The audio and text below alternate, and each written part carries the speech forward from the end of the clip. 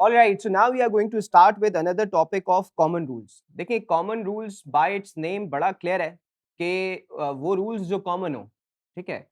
अब ये वो रूल्स नहीं है जो इनकम टैक्स रूल्स के नाम से आपके पास अवेलेबल होते हैं, जो बेसिकली सबऑर्डिनेट लेजिस्लेशन होता है, ठीक है? यानी ऑर्डिनेंस आता है, उसके लिए रूल्स इशू किए जाते हैं। ये वो रूल्स की बात नहीं कर रहा।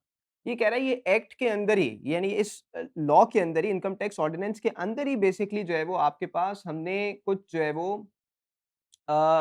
रूल्स रखे हैं व्हिच आर कॉमन, ठीक है? और आप इन्हें जो है वो डिफरेंट जगहों पे, अगर हम फॉर एग्जांपल बात करते हैं कि भई एक वर्ड यूज़ होता है कॉस्ट। अब ये कॉस्ट का वर्ड अगर हम बात करें तो बड़ा जो है वो कॉमन सा वर्ड है।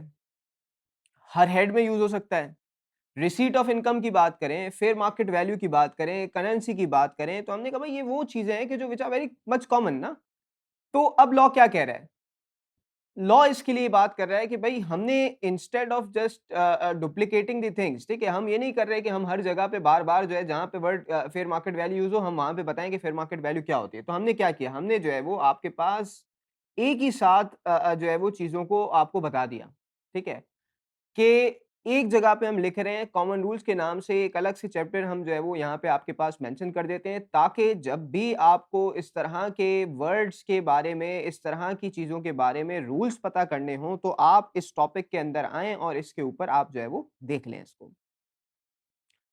तो ये कॉमन रूल्स का क्राइटेरिया। अच्छा, ये डेफिनिशंस नहीं है, ये डिफाइन करने वाली चीज़ें नहीं है, यहाँ पे इसने बेसिकली रूल्स बताएँ, ठीक है? कि भई इस केस में क्या होगा, इस केस में क्या होगा, अगर फेयर मार्केट वैल्यू की हम बात करें तो इस केस में क्या है, उस केस में क्या, अपॉर्चमेंट की बात करें तो किस तरह से होगी।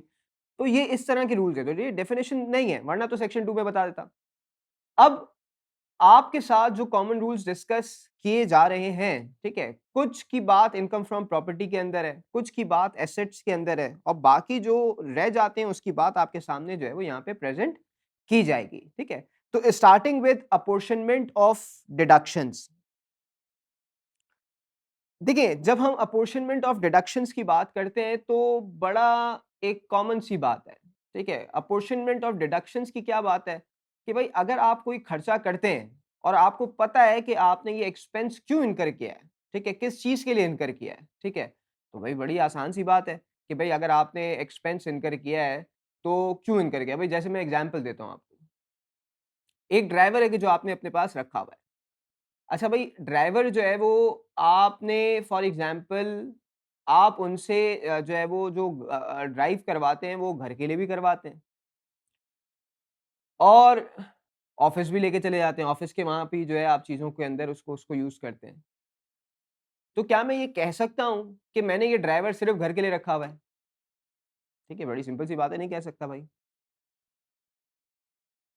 अच्छा, तो इसी तरह से क्या मैं ये कह सकता हूँ कि ये मैंने ड्राइवर घर ऑफिस के लिए रखा हुआ है? नहीं भाई, ये भी नहीं कह सकता मैं। क्यों? क्योंकि ये रखा ही मैंने दोनों के लिए। अच्छा भाई, अगर मैंने ड्राइवर ऐसा रखा हो कि जो मैंने किसी एक चीज़ के लिए रखा हो, तो फिर क्या ये सवाल आएगा कि मैंने किसके लिए रखा है? भाई मैंने रखा ही घर के लिए, मैं ऑफ़िस के लिए यूज़ ही नहीं करता उसको। तो क्या फिर ये सवाल आ सकता है कि भई आपने ये घर मतलब घर के लिए आप यूज़ करते हैं, ऑफ़िस के लिए कितना करते हैं? नहीं, ये आ ही नहीं सकता सवाल, क्योंकि मैंने रखा ही उसको, हायर ही मैंने घर के लिए किया था। तो यानी बात यहाँ पे क्या है कि जब आपको पता हो कि आपने एक एक्सपेंस इनकर किया है, तो ये आइडेंटिफाएबल है, ये रिलेटेबल है, ठीक है? आपको पता है कि भई ये इनकर क्यों किया आपने, किस वजह से किया है, तो बात ही खत्म हो गई।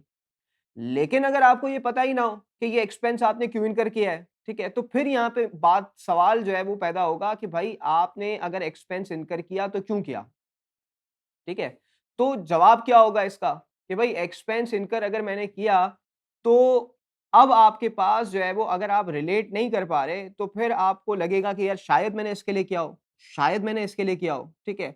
और ये जब वर्ड आप शायद कह रहे हैं, तो आप शायद नहीं है, आप सर्टेन है कि मैंने इसके लिए भी किया, इसके लिए भी किया। तो जब इसके लिए और इसके लिए किया, दोनों के लिए किया, तो फिर तो बात ये है कि कॉमन एक्सपेंडिचर हो गया। बात क्लियर है? और जब कॉमन एक्सपेंडिचर हो, तो फिर आप क्या करेंगे? ठीक है? आप फिर उसको जो है वो एलोकेट करते हैं, ठीक है? जैसे मैं आपको एक और एग्ज़ाम्पल देता हूँ, भई मैं और आप मिल के जो है हमने कहा भई हम नॉर्दर्न एरियाज़ जाते हैं, ठीक है? अच्छा, कुछ एक्सपेंडिचर्स वो हैं कि जो फ्लाइट का है, ठीक है? तो भई मेरी टिकट अपनी है, आपकी टिकट अपनी है, फॉर एग्ज़ाम्पल। फिर हमने कहा यार वहाँ जाएँगे तो ज़ाहिर है हम एक ही रूम जो है वो मतलब लेंगे, 2 दोस्त हैं हम आपस में, ठीक है? तो एक ही ज़ाहिर है अब अलग-अलग रहेंगे तो एन्जॉय कैसे करेंगे, ठीक है? तो फिर ट्रैवल भी हम साथ करेंगे, एक टैक्सी करवाएँगे, एक करीम कराएँगे, जो भी करवाएँगे आप।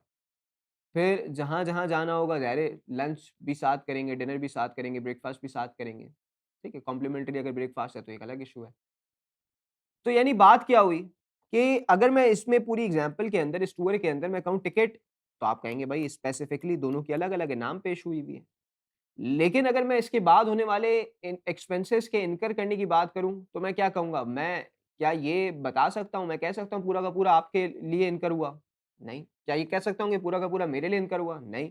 तो ये कॉमन एक्सपेंडिचर है। तो कॉमन एक्सपेंडिचर है तो क्या हुआ? भाई दोनों टूर पे गए थे, दोनों ने एन्जॉय किया। अब ये थोड़ी देखेंगे आपने ज़्यादा खाया, मैंने कम खाया या मैंने कम खाया जो है वो मैंने ज़्यादा खाया, आपने कम खाया। तो मतलब ये चीज़ें तो नहीं देखेंगे ना। आप क्या करेंगे? आप कहेंगे भाई अब इसको डिवाइड कर दो यार।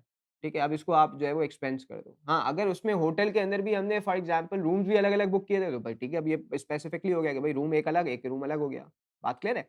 तो जब आपकी बात आएगी कॉमन की, तो वहाँ पे बात होगी अपॉर्शनमेंट की, ठीक है? वहाँ डिवीज़न की बात होगी, ठीक है? तो अब लॉ भी इसी इसी के ऊपर जो है वो बात करता है आपके साथ। क्या बात करता है? अपॉर्शनमेंट ऑफ डिडक्शंस, ठीक है? Where an expenditures deduction allowances, ठीक है? अब आप उसे एक्सपेंडिचर कहें, एक्सपेंडिचर्स कहें, डिडक्शंस कहें, अलाउंसेस कहें, ठीक है? अलाउंसेस यानी आपके पास डिडक्टिबल अलाउंसेस या कुछ भी हो। Relate to derivation of more than one head of income, ठीक है? Derivation of more than one head of income यानी इसका मतलब क्या हुआ कि अगर आप एक से ज्यादा हेड ऑफ इनकम की मतलब एक से ज्यादा हेड ऑफ इनकम को अगर आप ड्राइव करने की बात करते हैं, the derivation of more than one head of income, ठीक है? एक से ज़्यादा हेड ऑफ इनकम की अगर आप जो है वो फॉर एग्ज़ाम्पल मैंने एक एक्सपेंडिचर इनकर किया, मैंने एक स्टाफ हायर किया। अब उस स्टाफ को मैं अपनी इनकम फ्रॉम प्रॉपर्टी ड्राइव करने के लिए भी यूज़ करता हूँ, इनकम फ्रॉम बिज़नेस के लिए भी यूज़ करता हूँ, ठीक है? तो अब मैं कैसे कहूँ कि मैंने ये सिर्फ़ इनकम फ्रॉम प्रॉपर्टी के लिए यूज़ किया है इस स्टाफ को, ठीक है? ज़ाहिर है मुझे उसकी सैलरी का एक्सपेंस लेना है, ठीक है? अपनी बुक्स के अंदर अपनी टेक्स्ट बुक्स के अंदर।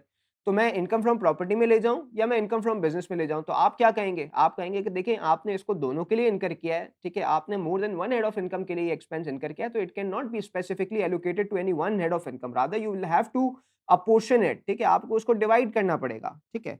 तो the derivation of more than one head of income और the derivation of income comprising of taxable income and any income chargeable to tax under FTR, ठीक है? एक तरफ आपकी एनटीआर है, एक तरफ आपकी एफटीआर है, ठीक है? अब आप कह रहे हैं एक तरफ एनटीआर है, एक तरफ एफटीआर है, तो जब आपकी एनटीआर है और एफटीआर है, फॉर एग्जांपल एक तरफ जो है मैं इनकम फ्रॉम बिजनेस ड्राइव करता हूँ, दूसरी तरफ डिविडेंड इनकम। अब फॉर एग्जांपल मैंने एक स्टाफ रखा है, मैंने कहा यार तुम मेरी डिविडेंड की इनकम को, प्रॉफिट ऑन डेट को, ठीक है, ये एफटीआर की जो इनकम्स है उसको भी मैनेज करो और मेरी जो है वो फॉर एग्जांपल आप जो है मेरी इनकम फ्रॉम बिजनेस को भी मैनेज करो। तो अगेन यहाँ पे क्या बात आएगी? आप कहेंगे क्या ये एक स्पेसिफिकली आपने जो है वो मतलब किसी इनकम फ्रॉम बिज़नेस के लिए किया है? नहीं भाई, इनकम फ्रॉम बिज़नेस के लिए नहीं किया, मैंने तो दोनों के लिए रखा था। अब यहाँ पे बात देखो, ये अपॉर्शनमेंट क्यों ज़रूरी है? उसका एक रीज़न ये है कि जब आप कहते हैं एनटीआर तो वहाँ डिडक्शंस मिल जाती है। जब आप कहते हैं एफटीआर तो वहाँ डिडक्शंस नहीं मिलती। तो अगर आप पूरा एनटीआर में ले जाओ तो आपका तो मज़े हो गए, ठीक है? आपने तो हालाँकि उसको एफटीआर के लिए भी यूज़ किया था। अच्छा भाई, अगर आप उसे पूरा एफटीआर में ले जाओ तो आपका नुकसान हो गया। क्यों? क्योंकि एफटीआर में तो डिडक्शन नहीं मिलती, सारी की सारी डिसअलाउ हो जाएगी और ये एफबीआर चाहेगा कि ये हो, ठीक है? इसमें बहुत सारे ऑर्डर्स जो हैं वो हिस्टोरिकली अगर हम बात करें इंश्योरेंस कंपनीज़ के लिए, बैंकिंग के लिए, तो इस तरह के ऑर्डर्स बहुत सारे आपको नज़र आते हैं और वैसे भी इन जनरल कि वो चाहेगा कमिश्नर ऑफिसर चाहेगा कि ये इसको एफटीआर क्लासिफाई करवाया जाए, ठीक है? कि ये एक्सपेंस एफटीआर के लिए इनकर हुआ है। क्यों? क्योंकि वहाँ पे डिसअलाउंस हो जाती है। बात क्लियर है? तो इसलिए ये अपॉर्शनमेंट की इंपॉर्टेंस समझे कि कितनी ज्यादा इसकी इंपॉर्टेंस है।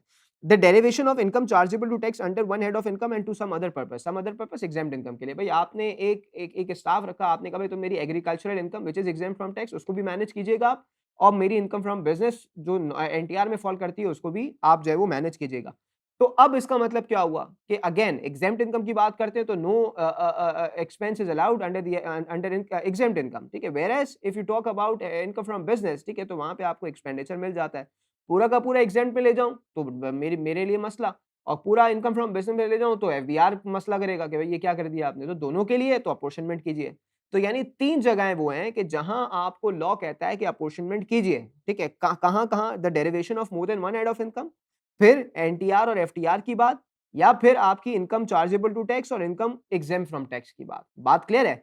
अब वो क्या कहता है? The expenditures deduction and allowances shall be apportioned on any reasonable basis, taken into account taking into account of the relative nature and size of the activities to which the amount relates. देखिए again, आप ऐसे ही formula लगा के आप accountant जरूर हो, ठीक है, लेकिन ये नहीं कीजिएगा कि आप स्ट्रेट अवे जो है वो एक फॉर्मूला लगाया, आपने ठक करके उसको जो है वो डिवाइड कर दिया। नहीं भाई, आपने उसके अंदर चीजें चेक करनी है। क्या चेक करना है? ऑन एनी रीजनेबल बेसिस, ठीक है, बेसिस आप फाइंड आउट कीजिए, लेकिन फिर भी taking account of the relative nature and size of the activities to which the amount relates. अब आप कह रहे हैं सैलरी, उस बेचारे ने तो पूरी जिंदगी का 1 घंटा जो है, पूरे साल का 1 घंटा डिविडेंड इनकम पे लगाया, ठीक है, और दूसरी तरफ उसने पूरा टाइम अपना इनकम फ्रॉम बिजनेस की डेरिवेशन में आपके लिए लगाया। तो क्या ये जस्टिफाइड है कि आप जो है वो उसको रेवेन्यू की बेसिस के ऊपर अपोर्शन कर दें? नहीं भाई, फिर नहीं हो सकता। अब आपको ये देखना पड़ेगा कि कितना टाइम इनकर किया उसने। तो टाइम इनकर नहीं किया वहां पे, फॉर एग्जाम्पल। बात क्लियर है? वरना तो बड़ा आसान है ना कि आप बोले भाई रेवेन्यू की बेसिस पे अपोर्शन कीजिए। तो रेवेन्यू की बेसिस पे अपोर्शन क्यों करूं? क्योंकि भाई वहां तो आपने बिजनेस में ज्यादा टाइम लगाया, इसने डिविडेंड में तो कम टाइम लगाया इसने। बात क्लियर है? तो देखना क्या है कि बेसिस जरूर फाइंड आउट कीजिए, लेकिन taking account of the relative nature and size of the activities to which the amount relates, ये जरूर देखिएगा, ठीक है। तो ये सिचुएशंस आपके पास हो सकती हैं कि जब चाहे डिडक्टेबल अलाउंस हो, डिडक्शन हो, एक्सपेंस कीजिए, एक्सपेंडिचर कीजिए, जब ये सिचुएशंस हो तो you will have to apportion it on any reasonable basis taking into account the relative nature and size of the activities. तो ये सारी चीजें जो है वो अपोर्शनमेंट के अंदर आपके साथ डिस्कस की गई सेक्शन 67 के अंदर। और फिर इसके बाद नेक्स्ट उसमें हमने आपके साथ रूल 13 जो इस जो है वो अपोर्शनमेंट ऑफ डिडक्शन से पर्टेन करता है, इसको आपके साथ जो है हम डिस्कस करेंगे।